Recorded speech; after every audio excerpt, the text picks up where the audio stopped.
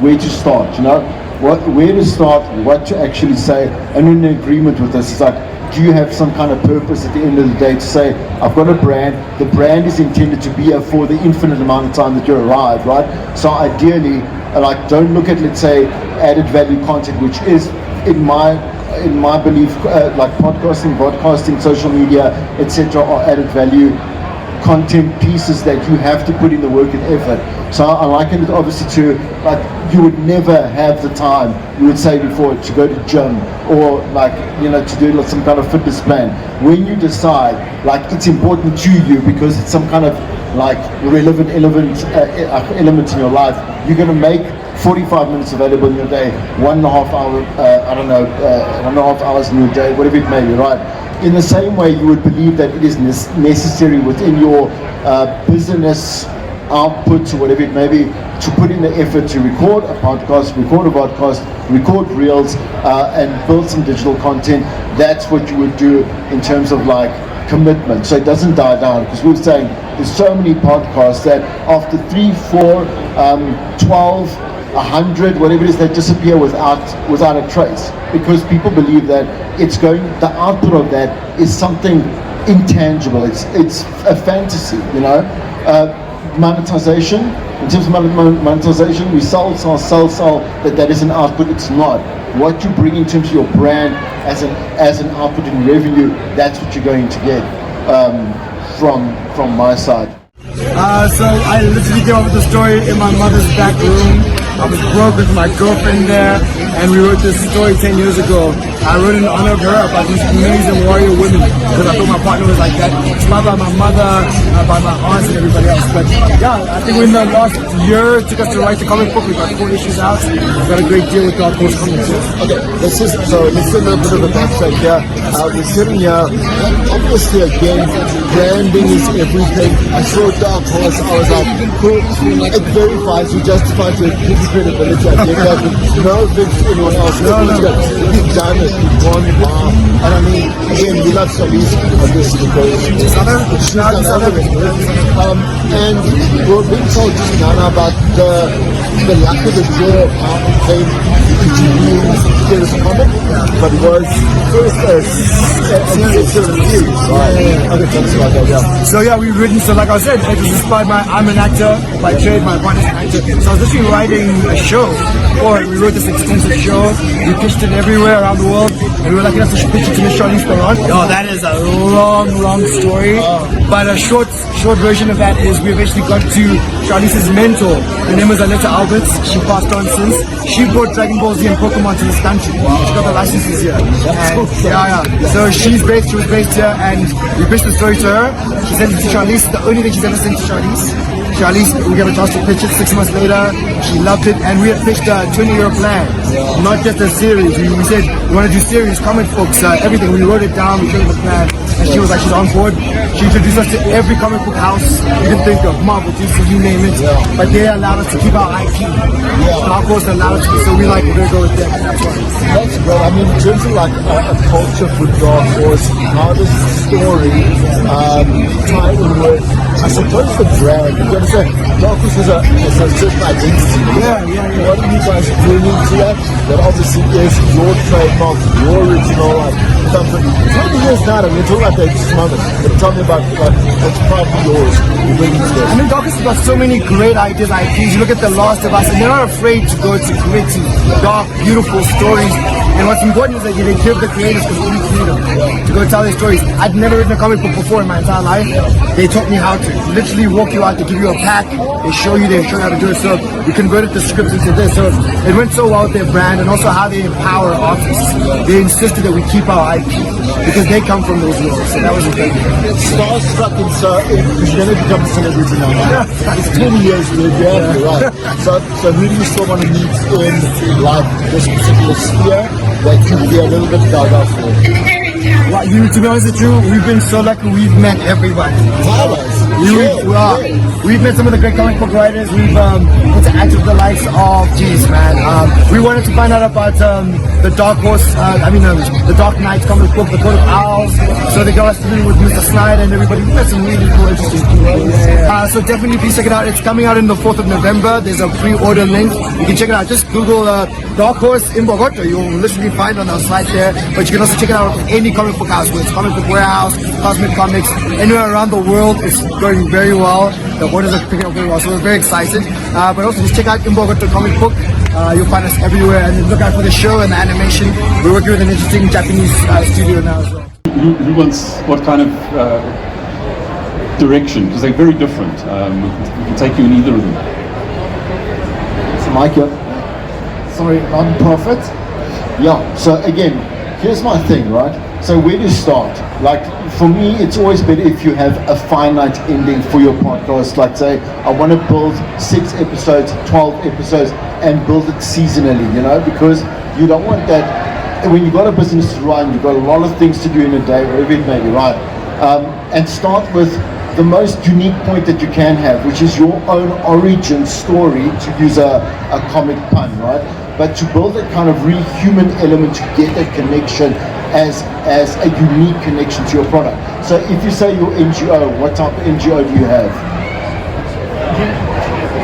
Sorry, it's just giving food to elderly. Okay, all right. So one again, we talk about the purpose, right? Again, why did you start this? Like, did it start from an inspiration from your mother, or from let's say a community that fell apart, or a grandmother, like you say, for the elderly, etc., etc.? Was it a friend that brought you in? Were you converted in terms of a religion, whatever it is, right? We want to know a little bit more about you, at a certain point, and at certain points we ask the, obviously this creation of your podcast story, right? But then at the same time, be able to do a corporate side of what it is that you are doing. Go to your customers, I'm saying your charities that you're giving to. Go sit down with these citizens of, like, these elderly citizens, get their story for that real, like, that touch and feel and smell, whatever it is, element. And don't, so record for 30 minutes, but then edit it down to about 15 or 12, ideally, so that you can get a little bit of a handle on it. I would record about 3 to 5 in the beginning, pre-record them before you go and upload, etc., etc. But the thing is that if you're struggling for a story, reality has the largest amount of infinite stories that you can actually tell. But yeah, then it comes to the whole thing about digital strategy, which you've heard so often, and I would go and minimize it to something that is, again, in my head, tangible and manageable.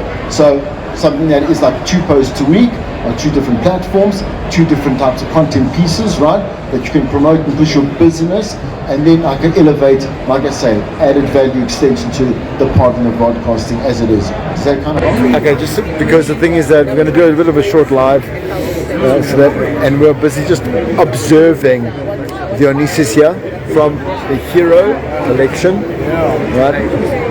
And you're going to give me a bit of a walkthrough in just a moment. Here's some really cool people that are finding reasons to buy stuff. Okay, do you want to give me that whole pitch again?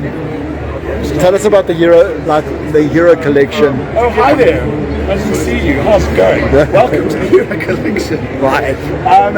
I'm just happy to say that I'm really excited to announce the launch of Nacelle in South Africa officially. Yeah. They were so wonderful and supplied us straight from the factory, which means we can get it at the best rate possible onto the South African market. We have biker maestro laws. Wait, they are back. Hold on, just contextualize. Did you say, what are they? Who are they? Nacelle? Is that what you said? Nacelle.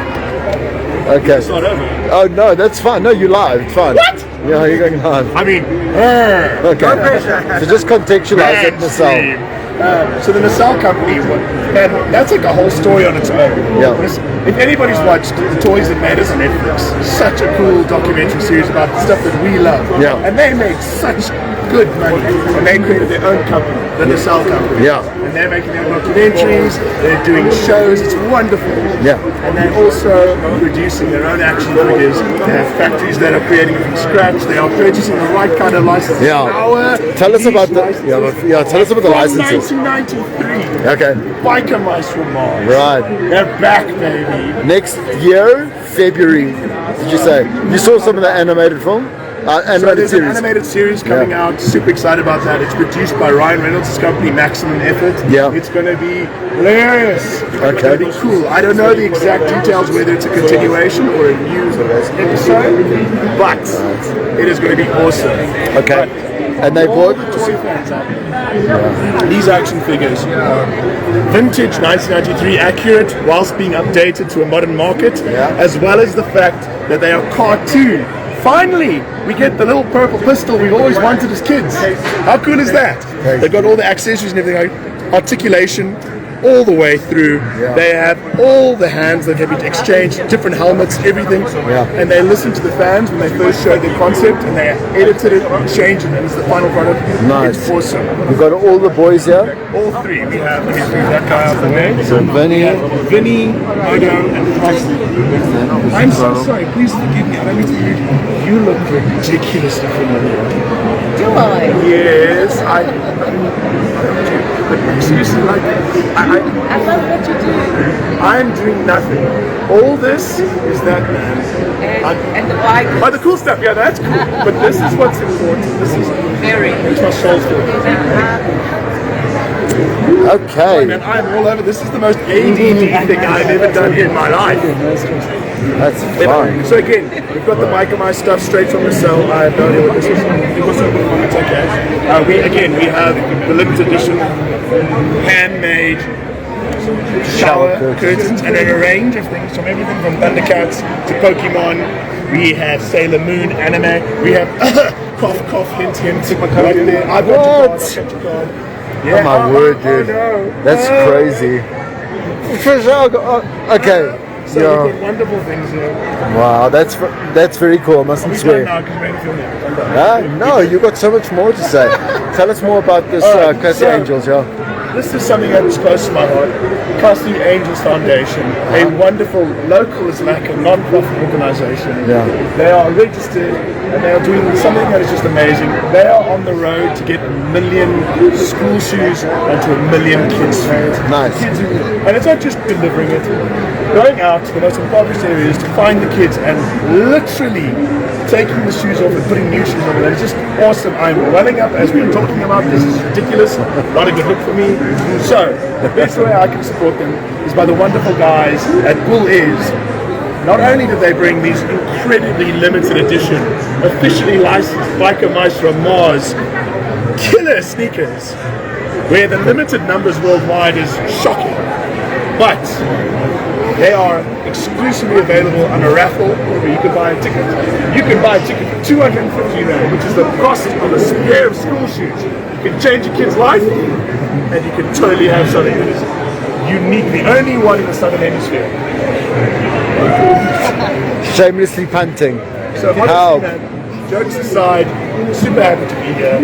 Love the foundation, love the guys at the cell, love All Ears, love South Africa. How do you you speak and are in contact with big players, dude? No, you really it's are. not the big players, it's the right people. But I'm it's just fans for fans, man. Okay. I can have a 12-hour nerd talk with this guy. I know when we've got something going on super 90s, you and me and Betasm, done. Like I will have squiggly spooge conversations with you, and that's what's so awesome about nostalgia, and that's awesome about Comic-Con. Comic-Con Africa is the only place to be. Well, for another 2 or 3 hours, maybe, yeah. Okay, great. So on top of all of that, you can also win an Xbox. Okay, you can win an Xbox. All you have to do is follow us on social media, support Classy Angels, and you can get some cool stuff. Okay. It's really hard not to swear throughout this entire conversation. Because that is how you make your money. If you have a viral video. It's not a given. Yeah. It's not a given that you're famous, you make money. Yeah. So what I want to understand is why they want to be famous. Do they want to be famous because they want to be recognized when they walk down the street and feel good? That's or do always they want to turn it into money? Because they're different strategies. Yeah. And if you aren't clear on which one you're after, you vacillate as you move, and then you're going fast in the wrong direction instead of slowly in the correct direction. So it's really important to understand why they want to do it, and if it's monetizing, then you're building a media business. Yeah. If it's not, it can be a hobby. You can get great gratification and you can be famous for your hobby. It's not the same as trying to monetize it directly. Oh, okay. So if it's a combination of the two, I know the focus is important, but if it's out of passion and also out of, So, monetizing. Let me go sideways. If I said to you, I want to go for a walk every morning. Give me a plan. Well, do I want to walk to get fit, or do I want to walk to relax and start my day with a clear head? If I say I want to get fit, then you're going to go, Gavin, you should time your walks, you should go uphill, downhill, you should get your heart rate up to once. There's a whole bunch of advice you'd give me. But if I say I just want to start my day, clear my head, you'd say, stroll in a different area where there's no traffic and leave your phone behind. They're very different. To say, well, I want to clear my head and get fit, there's conflict in there. Yeah. So trying to just do this thing you love and trying to make money out of it, there's conflict in there, and you're going to make these choices that take you across that line all the time, and then you don't move forward.